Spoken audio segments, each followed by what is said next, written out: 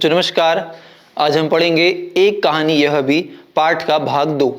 भाग 1 में हमने इतना देखा कि किस प्रकार से लेखिका बताती हैं कि जो प्रभाव पड़ा मेरे जीवन पर वह पिता और एक लेखिका की जो अध्यापिका है हिंदी की उनका प्रभाव पड़ा।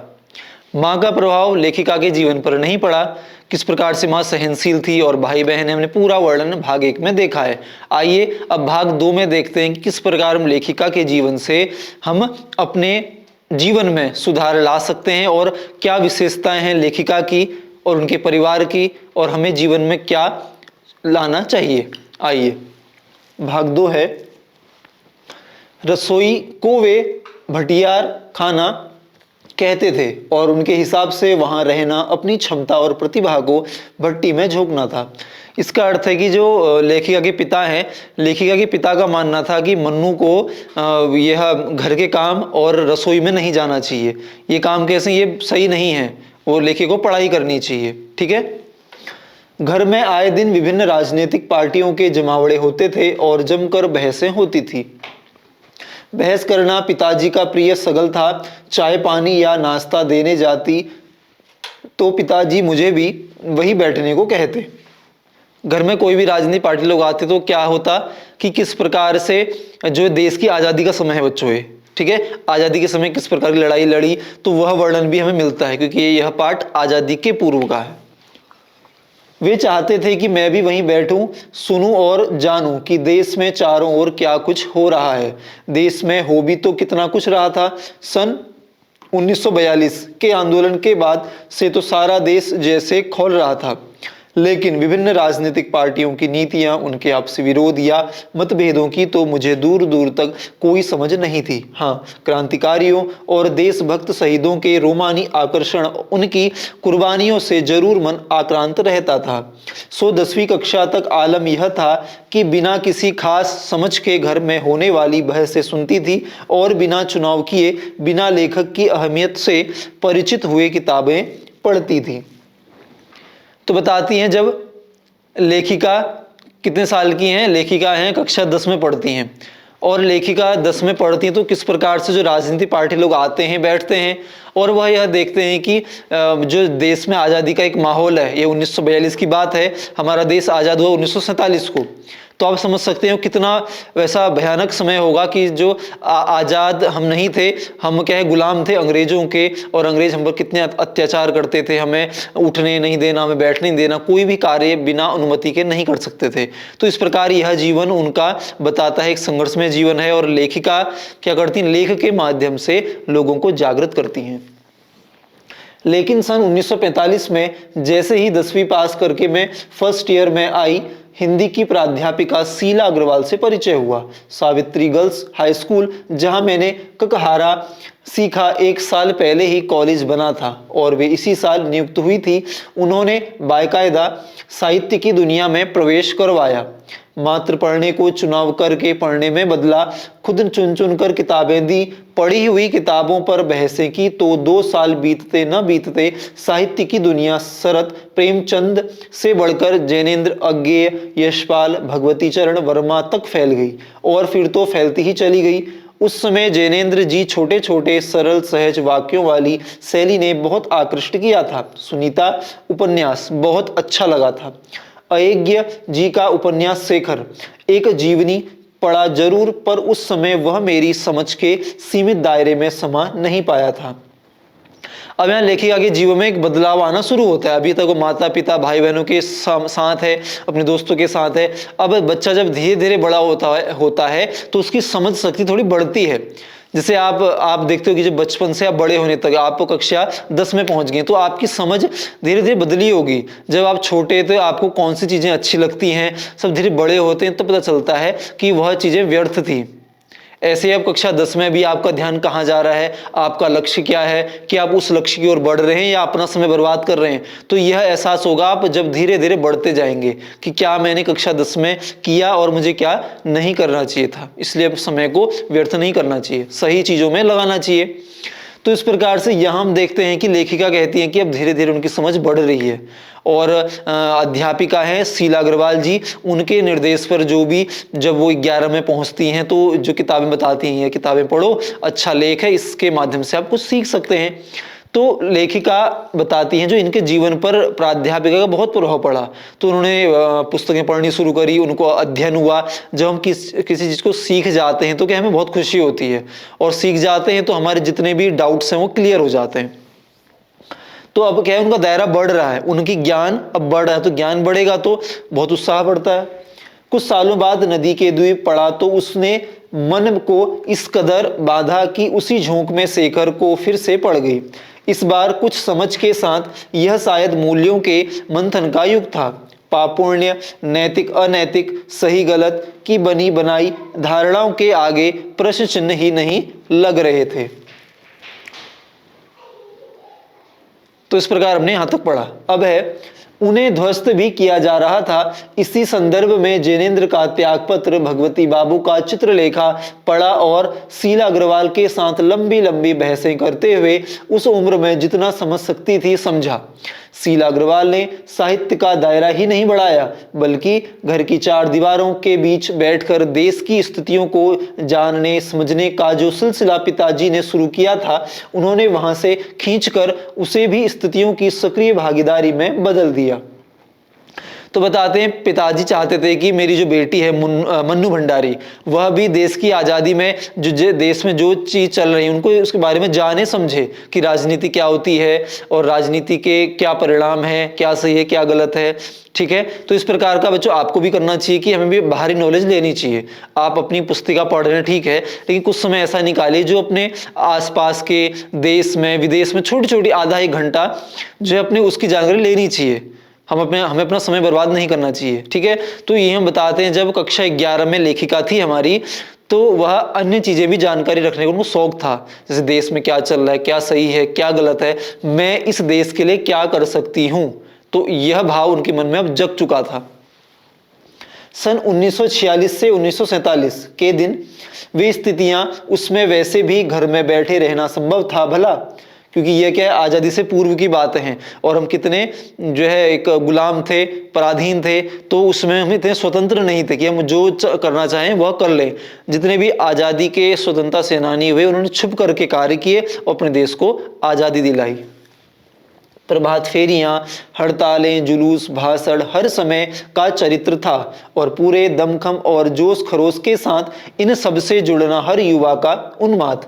मैं भी युवा थी और शीला अग्रवाल की जोशीली बातों ने रगों में बहते खून को लावे में बदल दिया था। स्थिति यह हुई कि एक बवंडर शहर में मचा हुआ था और एक घर में पिताजी की आज़ादी की सीमा यही तक थी कि उनकी उपस्थिति में घर में आए लोगों के बीच उठूं बैठूं, जानूं और समझूं।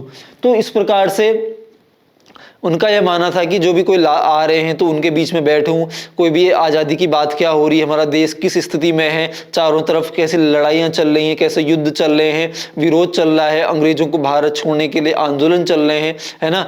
तो इस प्रकार से जो है उनकी जानकारी यह लेखिका रखती थी। ठीक है, हाथ उठाकर नारे लगाती, हड़तालें करवाती, लड़कों के साथ शहर की सड़कें नापती। लड़की को अपनी सारी आधुनिकता के बावजूद बर्दाश्त करना उनके लिए मुश्किल हो रहा था, तो किसी की दी हुई आज़ादी के दायरे में चलना मेरे लिए।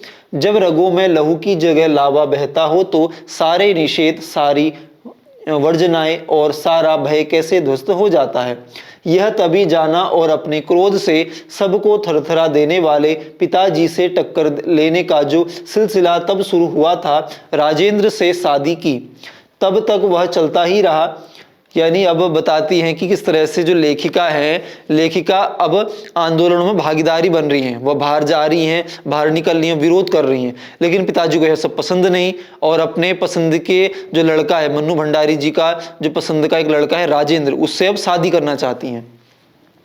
शादी कर ली तब वह चलता ही रहा। यश कामना, बल्कि कहूँ कि यश लिप्सा पिताजी की सबसे बड़ी दुर्बलता थी और उनके जीवन की धुरी था। यह सिद्धांत कि व्यक्ति को कुछ विशिष्ट बन कर जीना चाहिए, कुछ ऐसे काम करने चाहिए कि समाज में उसका नाम हो, सम्मान हो, प्रतिष्ठा हो, वर्चस्व हो। इसके चलते ही मैं एक बार उनके कोप से बच गई थी। एक बार कॉलेज से प्रिंसिपल का पत्र आया कि पिताजी आकर मिलें और बताएं कि मेरी गतिविधियों के कारण मेरे खिलाफ अनुशासनात्मक कार्रवाई क्यों न की जाए। पत्र पढ़ते ही पिताजी आग बबूला। अब जिस स्कूल में पढ़ती हैं वहां के प्रिंसिपल का जो है, प्रधानाचार्य का पत्र आता है घर में कि हम आपकी बेटी को कॉलेज से या स्कूल से निकाल रहे हैं कि जो गतिविधि वो सही नहीं करती है। क्यों? क्योंकि वह उस स्कूल में है, कॉलेज में है, जहां पर क्या है, वह चाहती कि वह आज़ादी की लड़ाई का जो है एक ज्वाला उठे और सब आज़ादी के पक्ष में जाएं, हम आज़ाद हों। इस तरह से वो उनकी भावना एक अच्छी भावना है। यह लड़की मुझे कहीं मुंह दिखाने लायक नहीं रखेगी, पता नहीं क्या क्या सुनना पड़ेगा वहां जाकर। अब यहाँ सोचते हैं, पिताजी गुस्सा आ जाता है, थोड़ी चीज़ में गुस्सा आता है कि स्कूल के प्रिंसिपल ने क्यों बुलाया है, क्या किया ऐसा कि हमें शर्म आएगी अब। तो इस तरह वो गुस्से में चले जाते हैं। 4 बच्चे पहले भी पढ़े, किसी ने ये दिन नहीं दिखाया। गुस्से से भन्नाते हुए भी वे गए थे, लौटकर क्या कहकर बरपा होगा इसका अनुमान था। सो मैं पड़ोस के एक मित्र के यहाँ जाकर बैठ गई। माँ को कह दिया कि लौटकर बहुत कुछ गुबार निकल जाए तब बुलाना। लेकिन जब माँ ने आकर कहा कि वे तो खुशी हैं, चली चल, तो विश्वास नहीं हुआ। अब जैसे ही वह माँ को कहती है लेखिका कि पिताजी जब घर में आए तो आप कह देना, आप संभाल लेना। इस प्रकार से वो घर से दूर चले जाते अपनी पड़ोस के पास, ताकि जब पिताजी वापस प्रिंसिपल से मिलके घर पहुंचे तो जो वहां का गुस्सा है वो गुस्सा मुझ पर न निकाले। मैं तब तक किसी दूसरे घर में चली जाती हूँ, फिर जब तक मैं आऊंगी तब तक पिताजी का क्रोध शांत हो जाएगा। गई तो सही, लेकिन डरते डरते। सारी कॉलेज की लड़कियों पर इतना रौब है तेरा, सारा कॉलेज तुम 3 लड़कियों के इशारे पर चल रहा है। प्रिंसिपल बहुत परेशान थी और बार बार आग्रह कर रही थी कि मैं तुझे घर बिठा लूं, क्योंकि वे लोग किसी तरह डरा धमका कर, डांट डपट कर लड़कियों को क्लासों में भेजते हैं। और अगर तुम लोग एक इशारा कर दो कि क्लास छोड़कर बाहर आ जाओ तो सारी लड़कियां निकलकर मैदान में जमा होकर नारे लगाने लगती हैं।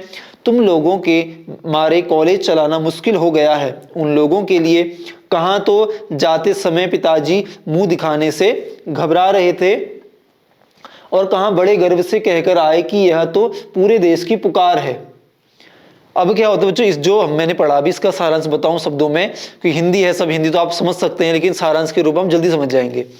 तो जैसे ही कॉलेज से आते हैं, कॉलेज की जो प्रिंसिपल है, प्रिंसिपल क्या कहती हैं कि हमारे कॉलेज में 3 लड़कियां हैं, एक आपकी बेटी मन्नू भंडारी और उसके साथ के 2 मित्र। इन 3 जो लड़कियां हैं, इनने पूरा कॉलेज सर पे उठा रखा है कि किस प्रकार से आज़ादी की लड़ाई के लिए यहाँ पर नारे लगाते हैं। क्लास से आते हैं फील्ड मैदान में, और मैदान में सभी को एकत्र करके आज़ादी के लिए नारे लगवाते हैं। तो आप चाहिए इसको घर बिठाइए।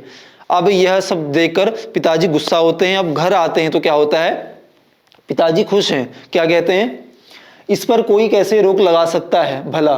बेहद गद्य स्वर में पिताजी यह सब सुनाते रहे और मैं अवाक। मुझे न अपनी आंखों पर विश्वास हो रहा था, न अपने कानों पर यह हकीकत थी। एक घटना और, आज़ाद हिंद फौज के मुकदमे का सिलसिला था। सभी कॉलेज, स्कूलों, दुकानों के लिए हड़ताल का आह्वान था। जो नहीं कर रहे थे, छात्रों का एक बहुत बड़ा समूह वहां जाकर हड़ताल करवा रहा था।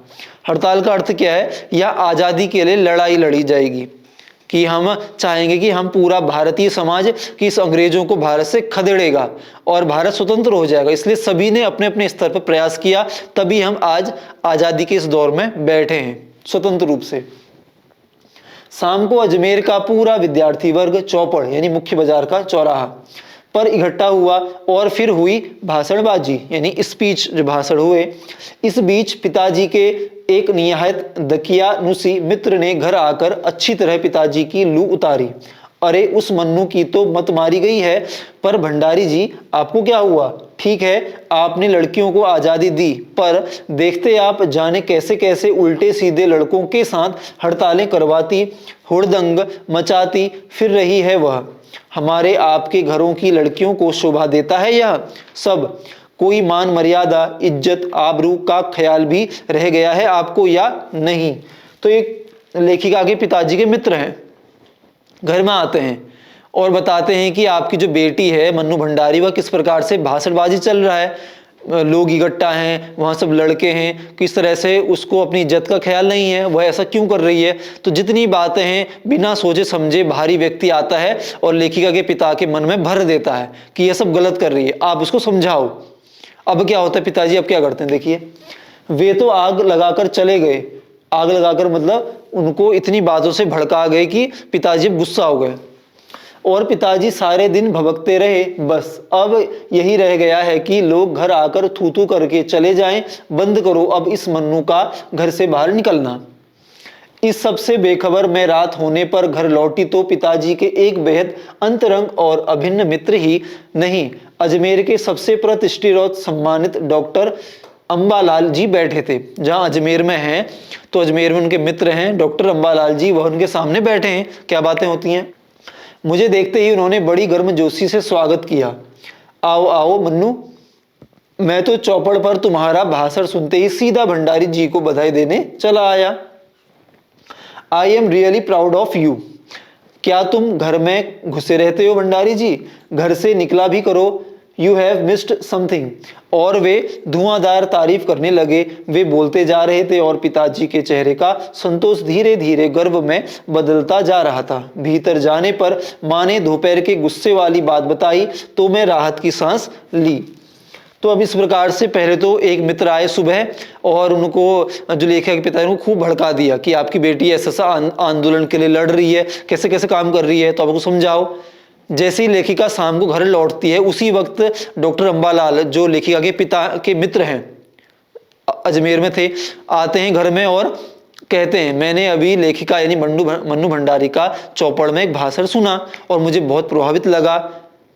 और उनको कहते हैं I am very proud of you. किससे कहते हैं, लेखिका से, मन्नू भंडारी से, कि मैं तुझ पर बहुत गर्व करता हूं। और फिर कहते हैं भंडारी जी आपने बहुत कुछ मिस कर दिया, यानी बहुत कुछ आपने देखना रह गया कि आपकी बेटी किस प्रकार से आंदोलन के लिए एक सशक्त रूप से, एक मजबूत रूप से लड़ाई लड़ रही है और आप यहाँ घर बैठे हैं। अब इस तरह से लेखिका की तारीफ पे तारीफ किए जा रहे हैं लेखिका के पिता के मित्र। अब जो लेखिका के पिता हैं, अब पहले तो गुस्सा थे क्योंकि मित्र ने भड़का दिया था। अब जब दूसरे मित्र ने लेखिका की तारीफ करी, अब जो लेखिका के पिता हैं वो बहुत खुश हो जाते हैं। खुश क्यों होते हैं, क्योंकि अपने सामने बच्चों की तारीफ हो रही है। इस तरह से उनका जो गुस्सा है वो पूरा शांत हो जाता है। अब वह अपनी बेटी पर गर्व करते हैं, खुश हो जाते हैं कि कोई उनकी तारीफ कर रहा है। इसके बाद है आज पीछे मुड़कर देखती हूं तो इतना तो समझ में आता ही है, क्या तो उस समय मेरी उम्र थी और क्या मेरा भाषण रहा होगा। यह तो डॉक्टर साहब का स्नेह था जो उनके मुंह से प्रशंसा बनकर बह रहा था। या यह भी हो सकता है कि आज से 50 साल पहले अजमेर जैसे शहर में चारों ओर उमड़ती भीड़ के बीच एक लड़की का बिना किसी संकोच और झिझक के यूं धुआंधार बोलते चले जाना ही इसके मूल में रहा हो। आप चित्र देख सकते हैं कि किस प्रकार से ये बच्चों भारतीय समाज है, ठीक है, एक समाज है, लेकिन इन समाज पर, इन भारतीयों पर कोई शासन करने वाला है, वो है अंग्रेज की पूरी सेना, सरकार। वह हमारे भारत पर दबाव बनाती है, विरोध करती है और हम पर गुलामी करती है, अत्याचार करती है। लेकिन उसी बीच भी लोग अपने स्वार्थ को देकर पूरा भारतीय समाज इकट्ठा होता है, चाहे लड़कियां हो, लड़के हों, बच्चे हों, वृद्ध हों, इस लड़ाई के लिए उठते हैं और अपनी आज़ादी के लिए लड़ते हैं। और तभी हमारा देश हम आज आज़ाद हो पाए हैं, ऐसी बैठे बैठे नहीं हो पाए। उसके लिए हमने लड़ा है, मेहनत की, संघर्ष किया है, ठीक है। तो यहाँ लेखिका बताने का प्रयास करें कि आज़ादी किस प्रकार हमें मिली है। इसके बाद बताते हैं पर पिताजी कितनी तरह के अंतर्विरोधी के बीच जीते थे। एक और विशिष्ट बनने और बनाने की प्रबल लालसा, तो दूसरी ओर अपनी सामाजिक छवि के प्रति भी उतनी ही सजगता। पर क्या यह संभव है? क्या पिताजी को इस बात का बिल्कुल भी एहसास नहीं था कि इन दोनों का तो रास्ता ही टकराहट का है। सन 1947 के मई महीने में शीला अग्रवाल को कॉलेज वालों ने नोटिस थमा दिया। लड़कियों को भड़काने और कॉलेज का अनुशासन बिगाड़ने के आरोप में इस बात को लेकर हुड़दंग न मचे, इसलिए जुलाई में 3rd ईयर की क्लासेस बंद करके हम 2-3 छात्राओं का प्रवेश निषिद्ध कर दिया। अब प्रधानाध्यापक को पता चलता है कि ये एक अध्यापिका है शीला अग्रवाल जी, ये बच्चों को भड़का रही हैं आज़ादी के लिए, और ये गलत है। आज़ादी हो जाएगी तो अंग्रेजी सरकार कैसे शासन करेगी, इसलिए क्या करती हैं वो उसको शीला अग्रवाल जी को कॉलेज से निष्कासित कर देती हैं। हुड़दंग तो बाहर रहकर भी इतना मचाया कि कॉलेज वालों को अगस्त में आखिर थर्ड ईयर खोलना पड़ा, यानी तृतीय वर्ष खोलना पड़ा। एक कोर्स कर रही थी, उस कोर्स का तृतीय वर्ष पूरा होने वाला था, जिसे थर्ड ईयर कहते हैं। जीत की खुशी पर सामने खड़ी बहुत बहुत बड़ी चिर प्रतीक्षित खुशी के सामने यह खुशी बिला गई। शताब्दी की सबसे बड़ी उपलब्धि 15 अगस्त 1947, यह वह दिनांक है, शुभ घड़ी है जिसमें हम आज़ादी की ओर बढ़ गए थे, हमें आज़ादी मिल गई थी 15 अगस्त 1947।